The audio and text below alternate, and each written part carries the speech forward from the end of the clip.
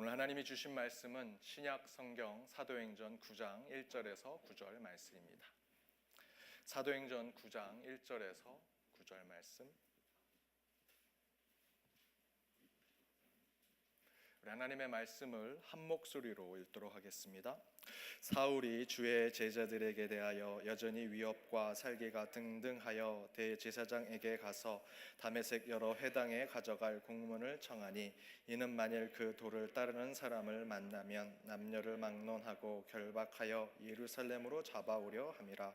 사울이 길을 가다가 다메섹에 가까이 이르더니 호련히 하늘로부터 빛이 그를 둘러 비추는지라.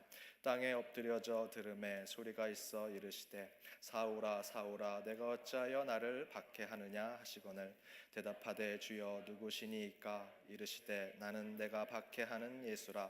너는 일어나 시내로 들어가라. 내가 행할 것을 내게 이를 자가 있느니라 하시니 같이 가던 사람들은 소리만 듣고 아무도 보지 못하여 말을 못하고 서 있더라. 사울이 땅에서 일어나 눈을 떴으나 아무것도 보지 못하고 사람의 손에 끌려 다메섹으로 들어가서 사흘 동안 보지 못하고 먹지도 마시지도 아니하니라. 아멘. 어느 트윗 한 구절에 우리에게 도전을 주는 말이 있어서 제가 가져와서 함께 나눠보고자 합니다.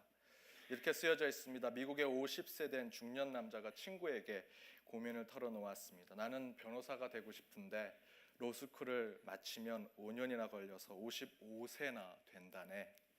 이에 친구가 반문합니다. 로스쿨에 안 가면 5년 후에 자네는 몇 살이 될 것 같은가? 무슨 뜻입니까? 50살에 변호사가 되고 싶어 로스쿨에 들어가려고 하는 친구가 5년이나 변호사가 되기 위한 공부를 해서 55세가 되면 너무 늙지 않겠는가라는 부정적인 생각을 돌려서 표현하고 있는 것입니다. 이에 친구가 그럼 노스쿨 안 가면 5년 후에 지금처럼 50세로 남아있을 것 같은가? 라는 식으로 대답하고, 사실 그 뒤에 이런 표현이 있겠죠. 노스쿨에 가든 안 가든 너는 5년 동안 늙게 될 거야.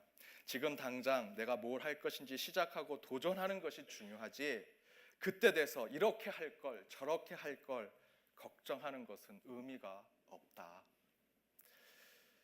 저는 한동안 목회를 마치고 은퇴를 하면 무엇을 할까 진지하게 고민했습니다. 100세 시대 아닙니까? 70세쯤 은퇴하면 30살이나 더 살아야 되는데 뭘 할까?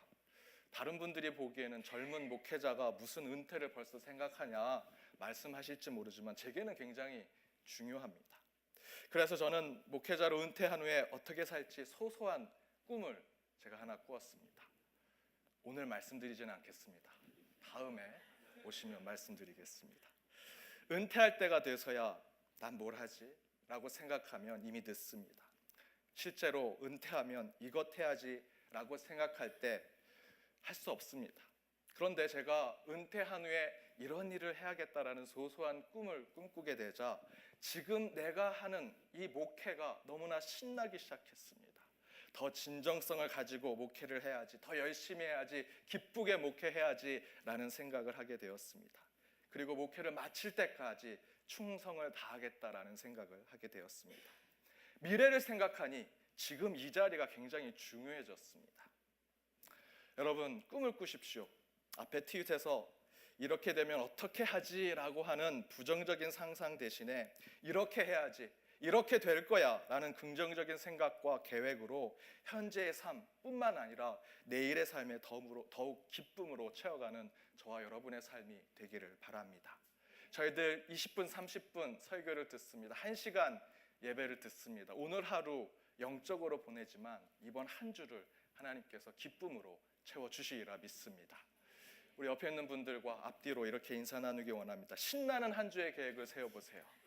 신나는 한 주의 계획을 세워보십시오. 요 30분은 설교를 들어주시고 설교가 끝나면 신나는 계획을 한번 세워보시기 바랍니다. 말씀을 전하도록 하겠습니다. 주님과의 인터뷰 8번째, 문화로 오시는 예수님입니다. 우리 일상 속에서 문화라는 표현을 참으로 많이 합니다. 미국 문화, 한국 문화, 특별히 저희는 참으로 얘기를 많이 하죠. 1세 문화가 있고 2세 문화가 있다고 합니다. 특별히 이민교회 안에서, 이민사회 안에서는 1세와 2세의 문화를 이야기합니다. 어른들의 문화가 따로 있고 청년들의 또 어린이들의 문화가 따로 있습니다. 미국 안에서는 남부의 문화, 북부의 문화, 동부와 서부의 문화가 서로 다르다라고 얘기합니다. 요즘을 포스트 모더니즘이라고 얘기합니다. 포스트 모던 시대의 모더니즘의 문화, 포스트 모더니즘의 문화 이렇게 또 나눠서 설명하기도 합니다. 등등 저희는 문화라는 표현을 아주 자연스럽게 사용하게 됩니다. 우리 시카고 기쁨의 교회 문화는 무엇이 있을까요? 제가 몇 분께 여쭤보았습니다. 인터뷰를 했더니 이런 대답을 하십니다. 우리 교회는 1부 때 드리는 성도님들의 문화와 2부 때 드리는 예배자들의 문화가 서로 다르다. 이렇게 얘기했더니 1부 때 성도님들이 웃으시더라고요. 정말 뭔가 다른 게 있나 봅니다. 또 우리 교회는 깨끗하고 건강하며 젊고 개혁적인 문화를 가지고 있다. 이런 문화는 계속해서 우리 교회의 뿌리가 되었으면 좋겠습니다. 우리 교회는 북적이고 시끄럽고 사람 사는 것 같다. 그런 문화가 있다. 교회가 좁아서 그렇겠지요. 복도도 좁고 로비도 좁고 그럼에도 불구하고 사람들이 사람 같은 서로 부딪히고 그 가운데 정말 사람 같은 일들이 벌어지기 때문에 그런 문화가 이렇게 느껴지는 것 같습니다. 또 이렇게 얘기하십니다. 우리 교회는 세대가 다양하지만 서로 잘 모르는 문화를 가지고 있다. 저희 교회는 어린 아이부터 우리 어르신들까지 다양한 세대들이 다 이렇게 구성되어 있습니다. 그러다 보니까 더욱더 그 다양한 세대들이 서로 소통하는 경우가 많지 않습니다. 여러 세대가 있지만 서로 커뮤니케이션을 하지 않는 그런 문화를 가지고 있다. 이렇게 얘기를 하더라는 것입니다. 교회는 교회인데 각각의 교회마다 풍기는 모양과 모습, 이미지에 따라서 다른 교회의 모습이 나타납니다. 우리는 그것을 문화라고 얘기합니다. 제가 설교 앞부분에 이렇게 얘기를 했으니 혹시 여러분도 문화에 대해서 감을 잡으셨으리라 생각이 듭니다. 제가 앞에 이렇게 표현했습니다. 모든 교회는 사실은 같습니다. 같은 뿌리를 가지고 있죠. 예수 그리스도의 몸, 또 주님의 반석 위에 세워진 교회입니다. 모든 교회는 그 반석 위에 세워져 있습니다. 그런데 그 반석 위에 각각의 교회가 다른 모양과 모습, 다른 이미지로, 다른 환경으로 다른 교회의 모습을 쌓아 올리고 있다. 그것이 바로 문화다라는 것입니다. 미국의 21세기 신학자인 리처드 리버는 이렇게 얘기했습니다. 문화는 인간 활동의 총체적인 과정과 그 활동으로 인한 총체적인 결과를 가리키는 말로서 인간이 자연에다 덧붙이는 인위적이고 이차적인 환경이다. 언어, 습관, 관습, 신념, 관습, 사회조직, 물려받은 인공물, 기술적 과정, 가치관 등이 모두 포함된다. 여기서 아주 핵심적인 표현이 하나 있습니다. 문화는 인간이 자연에다 덧붙이는 인위적이고 이차적인 환경이다라는 것입니다. 그래서 리차드 리버의 문화에 대한 정의의 그 자연을 하나님의 창조 세계로 바꾸어서 이야기한다면 이렇게 표현할 수 있습니다. 문화는 인간이 하나님이 창조하신 세상 위에 인위적이고 이차적인 환경을 덧붙이고 다른 세계를 세워 올리는 것이 문화다라고 할 수 있다라는 말씀입니다. 문화의 영어적 표현이 무엇입니까? 컬처입니다. 어원은 경작하다, cultivate라고 하는 표현에서 나왔습니다. 불모자 같은 땅에 곡식이 나오도록 나무를 심고 열매를 맺어서 밭과 논을 만드는 것, 그것이 문화, 컬처라는 것입니다. 자연 상태 그대로 잡초와 돌멩이가 그대로 있도록 놔두지 않고 잡초를 뽑고 돌멩이를 다 갈아치우고 비옥한 땅을 만들어서 곡물이 잘 자라도록 인위적인 작업을 하는 것이 바로 문화다라는 것입니다. 기독교 세계적인 관점으로 본다면 하나님의 창조 세계 위에 인간의 삶을 덧칠하고 쌓아 올리고 인위적인 체계를 세우는 것이 문화, 컬처라는 것입니다. 그래서 어느 학자는 이렇게 비유하기도 합니다. 에덴 동산은 하나님이 창조한 그대로이기 때문에 문화가 아니다. 문화, 컬처라는 것은 곧 인간이 하나님의 창조 그대로 완벽한 에덴 동산에서 타락과 죄를 저지른 후에 쫓겨난 순간 그 에덴 동산 밖에서부터 인간의 역사는 문화가 형성되었다라고 이야기합니다. 그렇게 본다면 문화는 실제로 인간의 타락 이후에 나온 부정적인 역사를 가지고 있다고 생각할 수 있습니다. 하나님 보시기에 참 좋다, 완벽하다, 아름답다 감탄했던 창조 세계 위에 타락한 인간이 무엇인가 덧칠하고 손을 대고 덧댈 수 있을까? 불가능한 일입니다. 도리어 문화는 타락한 인간이 에덴 동산에서 쫓겨나서 황폐하고 버려진 그 땅과 같은 곳에서 땅을 파고 해산하는 고통을 겪으며 인간이 살 수 있는 환경을 만들어내는 것이 곧 문화다라는 것입니다. 따라서 문화는 부정적인 것에서부터 출발하는 경향이 있습니다.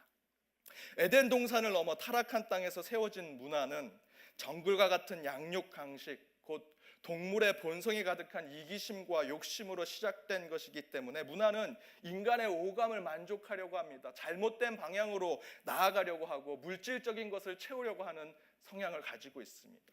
문화는 부정적인 측면이 있습니다. 실제로 이것을 사람들은 너무나 많이 이용합니다. 한국의 80년대 군부 독재 시절 전두환 정권이 정당성이 없다라고 하는 백성들이 저항이 굉장히 심했습니다. 그래서 이 정부가 펼친 문화 정책이 3S입니다. 섹스, 스포츠, 스크린.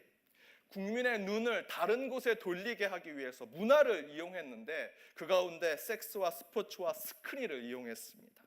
황색 저널리즘이 곳곳에서 나옵니다. 불륜과 에로에 관련된 영화들이 곳곳에서 쏟아져 나옵니다. 각종 프로 스포츠가 그때부터 시작이 되었습니다. 그러니 잘못된 정권을 바라보고 있어도 진리와 정의는 바라보지 못하고 이 문화에 사람들이 눈을 돌리게 되었습니다. 그렇게 문화는 부정적인 것으로 이용되기도 합니다. 하지만 그렇다고 문화 자체가 부정적이거나 나쁜 것이라고 할 수 없습니다. 문화는 실제로 창조된 것은 아니지만 하나님의 명령입니다. 창세기 1장 28절입니다. 함께 읽어보도록 하겠습니다. 함께 읽겠습니다.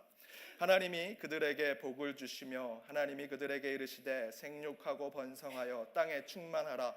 땅을 정복하라. 바다의 물고기와 하늘의 새와 땅에 움직이는 모든 생물을 다스리라 하시니라. 이 구절은 하나님께서 세상을 다 창조하시고 인간에게 이 세상을 다스리고 관리하고 잘 살펴보라는 명령을 하신 것입니다. 그래서 이것을 문화 명령이라고 합니다. 하나님이 허락하신 이 문화 명령의 의미는 곧 하나님이 완벽하게 창조하셨지만 그 이후의 세상을 인간이 하나님의 마음으로 관리하고 다스리도록 우리에게 명령해 주신 것입니다. 따라서 우리 그리스도인들에게 있어서 문화는 이중적인 양의적인 의미를 가지고 있습니다. 문화에 참여하는 그리스도인은 당연한 것입니다. 왜냐하면 그것은 하나님의 명령이기 때문입니다. 그러나 문화는 또한 인간의 타락 이후에 우리가 가진 죄성과 타락한 마음으로 하나님의 창조에 손을 대고 덧붙이고 다른 것을 쌓아 올리는 것이기 때문에 부정적인 측면이 있는 것입니다. 문화라는 것은 긍정적인 측면도 있고 부정적인 측면도 있다라는 것이죠. 그래서 그리스도인들은 문화에 참여하고 누리며 즐기되 항상 그리스도인으로서 잘못된 문화의 방향, 문화의 양식에 대해서 그렇게 나아가지 않도록 중심에 서 있는 그리스도인의 모습을 보여주어야 합니다. 문화는 나쁜 것이 아닙니다. 사단이 지배하고 있는 것이 문화가 아닙니다. 문화는 태초에 하나님의 명령하신 신앙의 삶, 신앙의 사명이라고 할 수 있습니다. 그러나 그 문화가 인간의 타락 이후에 잘못된 방향으로 갈 수 있기 때문에 우리는 반드시 그 문화를 변혁하고 좋은 방향으로 나갈 수 있도록 문화의 그리스도인이 되어서 그 문화를 선도하는 역할을 해야 합니다. 여러분, 성령의 사람 되셔야 합니다. 은혜의 그리스도인 되셔야 하고요. 믿음의 사람 되셔야 합니다. 하지만 포스트 모더니즘이 판을 치는 이 문화의 시대 속에 우리 그리스도인이 또 하나의 정체성을 가져야 한다면 문화의 그리스도인이 되어야 한다라는 것입니다. 그래야만 문화를 선도적으로 이끌 수 있습니다. 그 문화 명령을 충성하여 따라갈 수 있다라는 것입니다.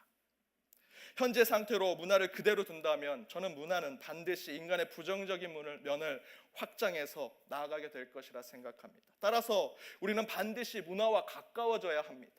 문화 속에 살아야 하며 문화에 마치 나의 삶인 것처럼 그것을 다룰 줄 아는 그리스도인이 되어야 한다라는 것입니다. 일부에서는 문화는 사단이 지배했기 때문에 이 문화는 더 이상 우리가 가까이에서는 안 된다, 배타시하고 멀리하려고 하지만 그 결과 교회와 우리의 신앙이 지금 어떻게 되었습니까? 세상 문화로부터 너무나 도태되고 우리 교회의 문화는 올드해지고 반문화적인 집단이 되어버렸습니다. 이제 교회는 우물한 개구리가 되어버렸습니다. 세상의 시대에 뒤떨어진 집단이 되었습니다. 절대 교회에서 어떤 문화적이고 시대에 앞서간 것을 배우려고 하지 않습니다. 그래서 저는 오늘 본문의 말씀을 통해 문화는 사단이 지배한 것이 아니라 하나님이 저와 여러분과 같은 그리스도인에게 허락하신 하나님의 사명의 장소, 미션의 장소임을 깨닫고 문화에 임하신 예수 그리스도의 뜻을 쫓아 참된 문화 그리스도인이 되는 삶이 무엇인지 나눠보고자 합니다. 그 첫 번째는 문화를 누리고 즐기며 선도하는 그리스도인이 되어야 한다라는 것입니다.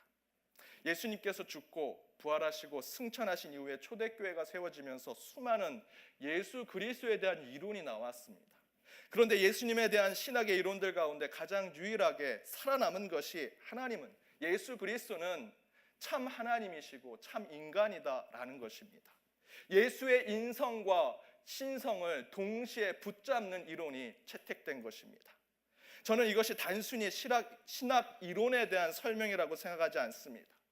초대교회가 로마 제국의 이교도들이 판을 치는 세상에서 예수님을 완전한 인간, 동시에 완전한 하나님이라는 주장을 하는 것으로 수많은 사람을 설득할 수 있었고 부흥을 이룰 수 있었던 것은 바로 그런 문화를 가지고 있었기 때문입니다.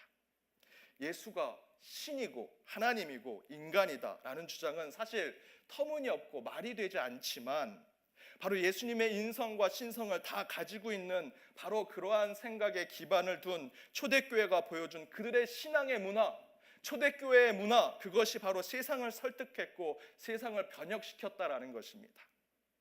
당시 사람들은 고대 철학가들을, 플라톤, 소크라테스 등등의 사람들을 신처럼 추앙하고 받드는 그리스의 또 로마의 지식인들이 참으로 많았습니다.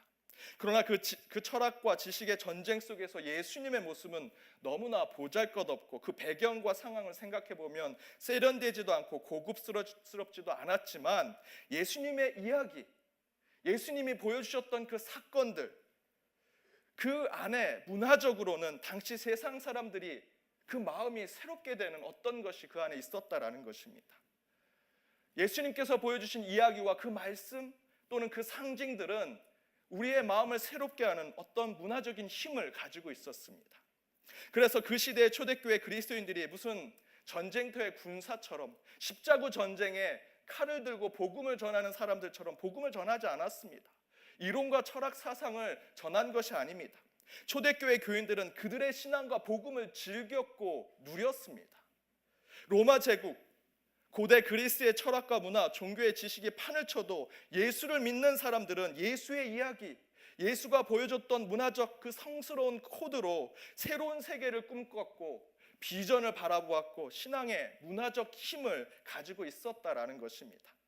문화적인 힘을 가지고 있는 곳에 사람들이 모이고 사람들은 그 예수의 문화를 즐기고 그 가운데 또한 사람들이 다시 관심을 가져 그 교회는 부흥을 했다라는 것입니다. 저는 그것이 초대교회 부흥의 역사라고 믿습니다. 바로 그 중에 하나가 오늘 본문의 바울이 다메섹에서 예수를 환상 가운데 본 사건 가운데 있습니다. 바울은 앞에서 말씀드린 고대 그리스의 철학과 로마 제국의 학식 그리고 유대교의 그 율법적인 종교성을 완벽하게 갖추고 있는 자였습니다. 지식으로 뛰어났고 배경으로는 흠이 없었습니다. 문화적으로는 가장 고급스럽고 엘리트주의에 빠져있는 사람이었습니다. 그런 그에게 예수님께서 사명을 주시려고 설득하려면 여러분 어떻게 해야 합니까? 우리 생각에는 로마의 귀족 문화 스타일로 또 고대 그리스 철학의 배경과 유대교적 방법으로 그를 설득하고 그에게 다가가는 것이 맞을 것 같습니다. 그런데 예수님은 어떻게 바울을 설득했습니까? 환상 가운데 바울을 만나셨습니다. 3절에 이렇게 기록합니다. 사울이 길을 가다가 다메섹에 가까이 이르더니 호련히 하늘로부터 빛이 그를 둘러 비추는지라. 바울은 매우 지적인 사람입니다. 합리적이고 과학적인 사람이었습니다. 학식이 뛰어나고 철학적인 사람입니다. 그러나 예수님은 그런 바울에게 가장 믿을 수 없고 설득력이 없는 방법으로 다가가십니다. 환상으로 바울을 찾아가시는 것입니다. 그 이야기는 곧 매우 문화적인 컬처럴한 것을 이야기합니다. 그러나 이 이야기와 사건 속에 한 사람이 바뀌게 됩니다. 그리고 그 사람은 이스라엘과 유다와 사마리아, 로마와 유럽 전체의 역사를 바꿉니다. 그리고 그 바울을 통해 수백 년, 수천 년의 역사가 바뀌게 되고 수많은 사람들의 인생이 바뀌게 되는 역사를 저와 여러분이 경험하고 있습니다. 여러분, 그렇게 한 것은 어느 두꺼운 철학책이나 세상의 이치를 밝히는 어떤 철학 사상으로 그렇게 된 것이 아닙니다. 어느 한 사람이 길을 가는 도중에 강한 빛을 보고 환상을 본 사건 가운데 그런 새로움을 경험하게 된 것입니다. 엄청난 사건이 일어났습니다. 저는 이 사건을 컬처럴 이벤트, 컬처럴 모멘트라고 얘기하고 싶습니다. 저와 여러분이 경험하는 신앙의 경험들은 문화적인 경험입니다. 바울은 바로 그 특별한 경험을 문화 속에서 한 것입니다. 저는 여기서 이 환상을 문화라고 이야기하고 싶습니다. 예수님은 철학과 정치, 이론과 과학으로 오시지 않습니다. 문화 속으로 오십니다. 따라서 저와 여러분은 문화에 오시는 하나님을 느끼고 체험하고 즐기고 누려야 합니다. 문화에 하나님이 계신다면 우리는 문화를 적극적으로 체험하고 그 안에서 하나님을 발견하고 기뻐하며 감사하고 그 문화로 복음을 전할 생각을 해야 합니다. 그래서 저는 우리 교회가 이 문화의 그리스도인, 문화의 교회로서 우리가 실천할 수 있는 대안이 무엇이 있을까? 두 가지만 나눠보고자 합니다. 그 첫 번째는 공동체로만 모이지 말고 모이기 위한 컨텐츠를 만들라라는 것입니다. 스크린을 보시면 한 예능의 기사가 나옵니다. 윤식당이라는 예능 프로그램입니다. 신구라고 하는 배우와 윤여정, 정유미, 이서진이라는 4명의 배우가 서로 다릅니다. 성격도 다르고 스타일도 다릅니다. 서로 다른 배경을 가진 다른 캐릭터들이 모여서 함께 음식을 준비하는데 그곳에 사람들이 모입니다. 이 프로가 계속해서 시청률을 갱신하고 있습니다. 사람들이 모여들기 시작합니다. 서로 다른 캐릭터라 좌충우돌합니다. 그럼에도 불구하고 맛있는 음식을 만들어내고 사람들에게 기쁨과 웃음을 줍니다. 더 중요한 것은 참된 공동체를 만들지 못하는 SNS에 빠져있는 사람들에게 이 프로를 통해 사람들이 공동체성을 느낍니다. 내가 페이스북에서 좋아요 하나 누르고 트위터에 글 하나 남기는 것보다 이 프로그램에서 함께 음식을 만들고 땀 흘리는 모습 가운데 저게 공동체구나 라는 것을 깨닫게 된다라는 것입니다. 여러분, 그거 우리 교회가 해야 되는 거 아닙니까? 교회가 뭐 합니까? 오히려 교회는 공동체성을 사람들에게 알려주지 못하고 있습니다. 교회가 공동체의 문화를 선도하고 이끌어 가야 하는데 그렇지 못합니다. 공동체를 찾으려면 교회에 오지 않습니다. 윤식당을 본다라는 것입니다. 그게 지금 우리의 현실입니다. 지난주에 한 셀 가정교회에서 셀 모임을 하려고 하는데 어떤 영화를 볼까 서로 토의하시는 모습을 보았습니다. 너무나 좋은 아이디어라고 생각합니다. 여러분, 셀 모임 하실 때 야구장에서 하십시오. 농구장에서 하십시오. 맛집을 찾아가시고 함께 운동하는 것도 좋다고 생각합니다. 우리 교회에서 그리를 하시겠다 하면 도와드리겠습니다. 그냥 모이지 마시고 주제와 테마를 만들어서 함께 만나시고 그 안에서 많은 이야기거리를 만들어내시기 바랍니다. 컬처럴 이벤트, 컬처럴 모멘트를 만들어내는 것이 우리 교회와 신앙의 공동체가 되어야 한다는 것입니다. 한 가지만 더 나누고자 합니다. 하나는 조이풀 카페 처치라는 비전을 저는 가지고 있습니다. 우리 교회가 건물을 갖게 된다면 한 가지 제안을 드리는 것은 우리 교회의 청년 문화 2세 교회는 카페 교회를 했으면 좋겠습니다. 이민교회, 카페 교회를 형식적으로 하는 교회는 있지만 제대로 하는 교회는 없습니다. 만약 우리 교회가 건물을 갖게 된다면 제가 1부 때 이렇게 설교를 드렸더니 1부 때 이 설교를 들으신 분들이 교회를 건물을 갖기 전에 카페를 먼저 갖자고 얘기를 하십니다. 그게 맞는 것 같습니다. 어쨌든 카페 교회를 우리 교회가 제대로 했으면 좋겠습니다. 특별히 모더니즘, 특별히 포스트 모더니즘에 빠져있는 우리 젊은 세대들이 그 시대의 문화를 선도하고 이끌어갈 수 있도록 우리 2세 청년들 또는 우리 청년 그룹이 자체 교회를 구성해서 카페 교회를 해보는 것입니다. 스스로 일자리도 만들어보고 재정도 스스로 관리해보고 새로운 시대의 기독교 문화를 창출하는 영적 뱅커 기지처럼 카페 교회를 만들어보는 것입니다. 주중엔 카페를 운영하고 주말에는 예배와 신앙 모임을 갖는 것입니다. 제가 젊은 세대들과 함께 재즈 워십이라는 모임을 갖습니다. 사실은 이 카페 교회를 하기 위한 지금 발판으로 삼고 있는 것입니다. 지금은 재즈 워십 때 함께 신앙 토론만 하지만 원래는 재즈 음악도 듣고 서로 가져온 커피빈, 공정무역을 통해서 받아온 그 커피빈을 서로 갈아서 마시면서 커피 맛도 서로 느끼고 그 가운데 신앙 토론도 하는 그런 모임이 이 카페 교회에서 이루어졌으면 좋겠습니다. 각세 가정교회 모임도 이 카페교회에 모여서 함께 이야기하고 꽃을 피우고 문화를 나누는 것, 문화를 선도하는 비전을 품고 나아간다면, 기도하면 못할 일이 아니라 생각을 합니다. 사랑하는 여러분, 문화를 선도하는 우리 기쁨의 교회가 되길 원합니다. 저와 여러분이 문화의 그리스도인이 되어야 하고 우리 교회가 문화의 교회가 되어야 합니다. 이렇게 문화의 그리스도인이 되는 또 다른 하나, 두 번째는 문화에 대한 영적 분별력을 가진 그리스도인이 되어야 한다라는 것입니다. 오늘 말씀에 보면 이런 기록이 나옵니다. 3절에서 7절, 길지만 다시 한번 읽어보도록 하겠습니다. 함께 읽겠습니다. 사울이 길을 가다가 다메섹에 가까이 이르더니 호련히 하늘로부터 빛이 그를 둘러 비추는지라. 땅에 엎드려져 들음에 소리가 있어 이르시되 사울아 사울아 내가 어찌하여 나를 박해 하느냐 하시거늘 대답하되 주여 누구시니이까. 이르시되 나는 내가 박해하는 예수라. 너는 일어나 시내로 들어가라. 내가 행할 것을 내게 이를 자가 있느니라 하시니 같이 가던 사람들은 소리만 듣고 아무도 보지 못하여 말을 못하고 서 있더라. 바울은 다메섹 도상에서 환상 가운데 예수님을 만났습니다. 그런데 성경은 바울이 예수님을 빛 가운데 보고 소리로 들었다라고 기록합니다.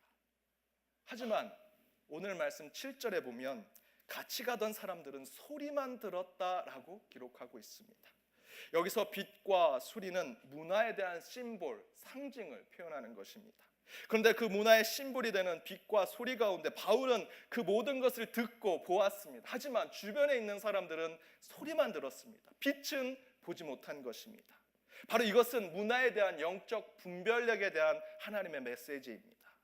문화의 컨텐츠를 접하게 될 때 모든 사람이 그 문화 속에서 하나님과 영성과 또 기독교의 메시지를 발견하는 것이 절대로 아닙니다.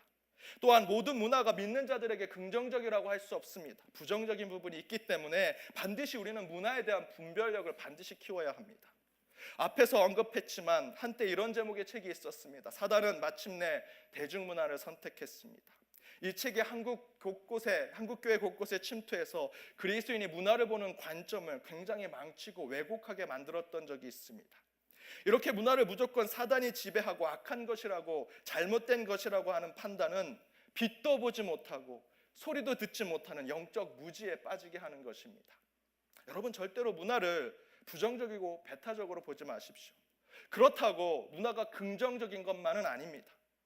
현대 주류 문화인 포스트 모더니즘의 문화라고 얘기하는데 이 포스트 모더니즘의 문화는 그 핵심 중에 하나가 문화가 자본과 자본주의와 아주 긴밀하게 결탁하게 된다라고 얘기합니다.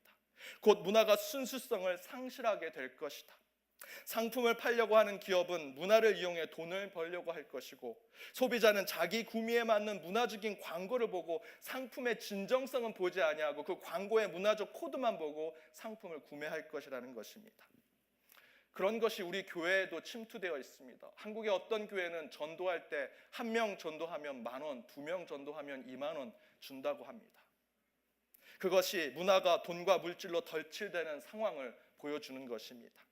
그래서 저는 우리 교회가 더욱 문화에 적극적으로 뛰어들어 문화를 선도해야 한다 생각합니다. 하나님께서 세상 문화 속에 빛과 소리를 주셨는데 우리는 소리만 듣고 있지 않은지, 빛만 보고 있지 않은지, 아니면 빛도 보지 못하고 소리도 듣지 못하는 영적 분별력이 없는 교회가 아닌지 생각해 보아야 한다는 것입니다. 저와 여러분은 바울처럼 빛과 소리 모두를 듣고 보면서 문화로 오신 하나님을 체험하고 경험하고 누리며 그 가운데 우리의 사명을 깨달아야 할 것입니다. 이에 대해서 문화의 영적 분별력을 키우기 위해서는 우리 교회와 또 여러분이 문화로 뛰어들어야 합니다. 여러분 노래방 가셔서 친구들과 노래 부르면 여러분이 먼저 잡고 노래 잘 불러주십시오. 쟤는 교회 다니니까 맨날 50점 60점 받는다. 그런 모습 마시고 여러분 정말 노래 잘 불러주십시오. 세상 문화 선도해야 합니다. 교회 안에서 어떤 교회가 그런 모습을 보여주고 있는가 제가 예를 하나 가져왔습니다. 한국의 한 지역교회입니다. 대형교회가 아닙니다. 저희 교회와 같은 지역교회입니다. 그 교회에 수서교회라는 곳입니다. 이 수서교회는 수서문화재단이라는 것을 만들었습니다. 그런데 최근에 지난주에 이 수서문화재단이 이 교회가 영화를 하나 제작했습니다. 그냥 문학의 밤 하는 것으로 5분짜리 영화를 만든 것이 아니라 진짜 영화를 만들었습니다. 제대로 된 스텝과 감독을 세우고 시나리오 작업을 통해 촬영을 해서 포스터까지 보시는 것처럼 이렇게 제작을 해서 개봉을 했습니다. 제목이 남자와 여자입니다. 그 주인공 중에 하나가 조혜련 씨라는 분입니다. 엑스트라는 교인들이 동참을 했습니다. 배경 일부엔 교회도 나옵니다. 내용은 교회 이야기, 신앙 얘기 아닙니다. 우리가 살아가는 가정의 이야기, 남자의 이야기, 여자의 이야기를 하는 것입니다. 최근에 영화 어떻습니까? CG, 컴퓨터 그래픽과 물량 공세가 들어가고 스타들이 출연하는 영화가 판을 치는 세상에 이 소소한 우리 일상의 삶의 이야기를 만들어내는 것이 교회가 할 수 있다면 저희도 이 일을 감당해야 합니다. 저는 이런 고민 가운데 우리 교회의 재정과 상황 속에서 우리가 문화 속에 오신 하나님에 대한 실천의 방법이 무엇이 있을까 고민하는 중에 한 가지 진행하고 있는 것이 있습니다. 우리 교회 어르신들의 이야기를 담아내는 사랑방 문집을 만들려고 합니다. 제가 이렇게 얘기하니까 우리 어르신들 눈이 땡그레지셨습니다. 제가 다 글을 하나씩 부탁드려 놨거든요. 꼭 쓰셔야 됩니다. 한 집사님이 아이디어를 주셨습니다. 우리 어르신들 다양한 너무나 많은 우여곡절의 경험을 하셨는데 우리 젊은 사람들이 알아야 한다. 그럼 그것을 어떻게 할까 생각해서 문집을 만들어 보는 것이 어떨까 생각을 했습니다. 우리 어르신들 80, 90 되십니다. 어떤 분은 일제시대 한국말보다 일본말을 더 잘하시는 분도 계시고 6.25 전쟁을 경험하셨고 보릿고개 시대를 지나셨고 60년대, 70년대 이민 1세대로 오셔서 한국 사람 하나도 없는 그 마을에 이곳에서 사시면서 지금까지 터전을 마련하셨던 그 이야기들, 그분들이 이제 곧 천국에 가신다면 우리 그 이야기 들을 수 없습니다. 그래서 저는 그것을 우리 교회가 조그만 문집을 통해서 만들어 놓는다면 좋은 취지가 될 수 있고 문화 속으로 오신 하나님을 실천하는 작은 모습이라 생각을 했습니다. 많은 관심과 격려와 기도를 부탁드립니다. 여러분, 하나님은 모든 것에 임재해 계십니다. 우리의 영혼, 여러분의 육체, 이 주변의 자연 환경 속에 임재하십니다. 더욱더 하나님이 임재하신 곳은 우리가 지금 누리고 있는 문화 속에서도 하나님은 함께 계신다라는 것입니다. 여러분이 보는 드라마, 시와 소설, 영화, 스포츠, 수많은 문화 콘텐츠, 그곳에 하나님이 임재해 계신다라는 것입니다. 이제 우리는 그것을 단순히 소비하고 즐기는 것에만 머무는 것이 아니라 그것을 적극적으로 이용해서 그 가운데 우리의 영성을 찾고 그것을 통해 어떻게 복음을 전파하는 사명을 이룰까 생각해야 하는 것입니다. 예수님은 문화 속으로 오십니다. 그 문화를 통해 저와 여러분의 영성과 믿음이 새롭게 되기를 바랍니다. 함께 기도하겠습니다. 사랑의 하나님, 오늘도 말씀으로 나아가고자 합니다. 주님, 문화로 임재하신 하나님을 경험합니다. 단순히 즐기고 소비하는 문화가 아니라 문화를 통해 우리 신앙의 삶이 새롭고 풍성해지기를 간절히 원합니다. 이를 통해 복음을 전하게 하시고 더욱더 주님의 뜻을 이뤄가는 저희의 삶이 되게 하여 주옵소서. 문화 속의 빛과 소리를 모두 분별하여 듣는 자가 되게 하시고 이를 위해 더욱 문화 속의 하나님을 찾는 이가 되게 하여 주옵소서. 하나님, 우리의 삶 속에 동행하시어 항상 기쁘고 행복한 삶을 허락하여 주실 것을 믿으며 이 모든 말씀 예수님의 이름으로 기도드립니다.